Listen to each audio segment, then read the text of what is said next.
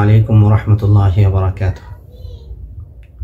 الحمد لأهله والصلاة والسلام لأهلها، أما بعد، فعن أبي هريرة رضي الله عنه أنه قال: قال رسول الله صلى الله عليه وسلم: كل عمل ابن آدم يضاعف الحسنة بعشر أمثالها إلى 700 ضعف. قال الله تبارك وتعالى: إلا الصوم فإنه لي وأنا أجزي به يدع شهوته وطعامه من أجلي، وكما قال عليه الصلاة والسلام।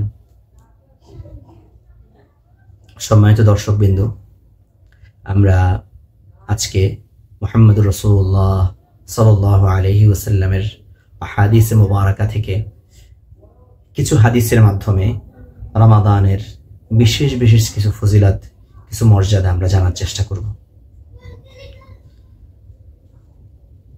সাইয়্যিদুনা আবু হুরায়রা রাদিয়াল্লাহু তাআলা আনহু থেকে বর্ণিত, তিনি মুহাম্মদুর রাসূলুল্লাহ সাল্লাল্লাহু আলাইহি ওয়াসাল্লামের কাছ থেকে হাদিস বর্ণনা করেন।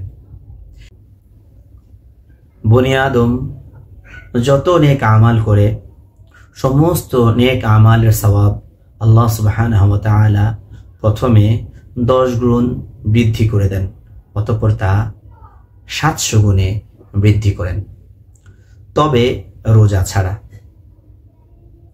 আল্লাহ সুবহানাহু ওয়া তাআলা বলেন, রোজা আমার জন্য এবং রোজার পুরস্কার আমি নিজেই দিব, কারণ সে তার খাবার, তার পানীয় এবং তার মনস্কামনাকে একমাত্র আমার জন্যই পরিত্যাগ করেছে।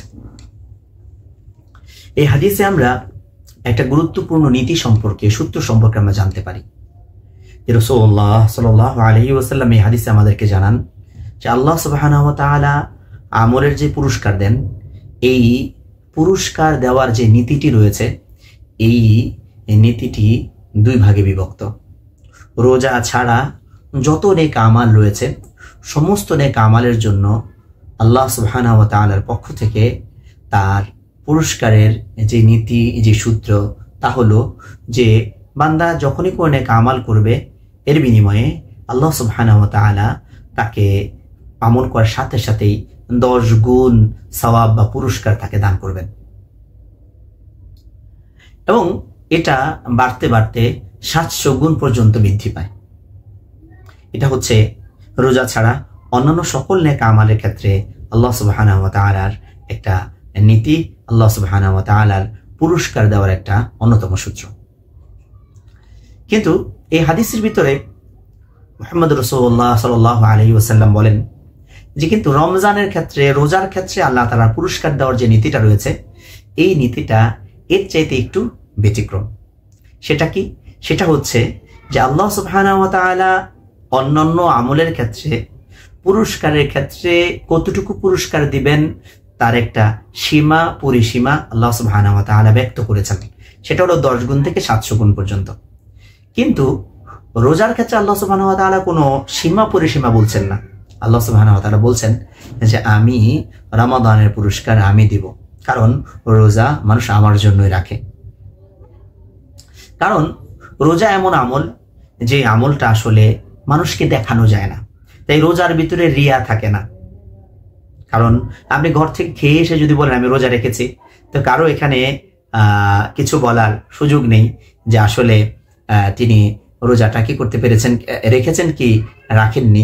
এটাকে জাস্টিফাই করার, এটাকে মানে কি করার, খুঁজে দেখার কোনো সুযোগ নেই। কিন্তু অন্যান্য আমল, যেমন আপনি নামাজ পড়ছেন, মানুষ দেখছে, আপনি দান করছেন, মানুষ দেখছে, আপনি হজ করছেন, মানুষ দেখছে, মূল আমলটাই মানুষ দেখতে পাচ্ছে। কিন্তু রোজাটা এমন যেটা দেখানো যায় না, যার ভিতরে রিয়া নাই। এজন্য আল্লাহ সুবহানাহু ওয়া তাআলা বলেন যে রোজা এমন যেটা একমাত্র আমার জন্যই হয়, বান্দা একমাত্র আমার জন্যই রোজা রাখে। এজন্য আল্লাহ সুবহানাহু ওয়া তাআলা বলছেন যে রোজার পুরস্কার আল্লাহ সুবহানাহু ওয়া তাআলা নিজে দিবেন। দেখেন, এই জিনিসটা বোঝার জন্য আমরা ছোট্ট একটা উদাহরণ দিলে বিষয়টা বুঝতে পারবো। যে আমরা দেখতে পাই, পৃথিবীতে যদি কোনো ক্ষমতাধর ব্যক্তি, অনেক অর্থবিত্তের অধিকারী লোক কাউকে বলে যে আমার যারা এখানে কাজ করছে এদেরকে সবাইকে 500, 1000, 5000 করে দিয়ে দাও।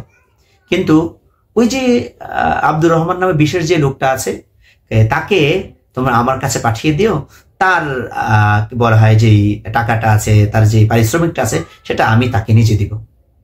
তখন নিশ্চিতভাবে আমরা সবাই বুঝে যাব যে এখানে মানুষগুলোকে যত ধরনের পুরস্কার দেওয়া হয়েছে, যে প্রতিদান দেওয়া হয়েছে মালিকের পক্ষ থেকে, সেটার পরিমাণ আর মালিক যেই শ্রমিককে নিজে ডেকে নিয়ে নিজ হাতে কি দিবেন, পারিশ্রমিক দিবেন, সেটা কতটা বেশি হবে। ঠিক এক্ষেত্রেও আল্লাহ সুবহানাহু ওয়া তাআলা আমাদেরকে এই জিনিসটাই বুঝিয়েছেন যে সমস্ত নেক আমালের ক্ষেত্রে আল্লাহ সুবহানাহু ওয়া তাআলা দেওয়া যে নীতি আছে 10 গুণ থেকে 700 গুণ পর্যন্ত, সেটাই হবে। আর রোজার ক্ষেত্রে আল্লাহ সুবহানাহু ওয়া তাআলা নিজেই কি করবেন, তার পুরস্কার দিবেন।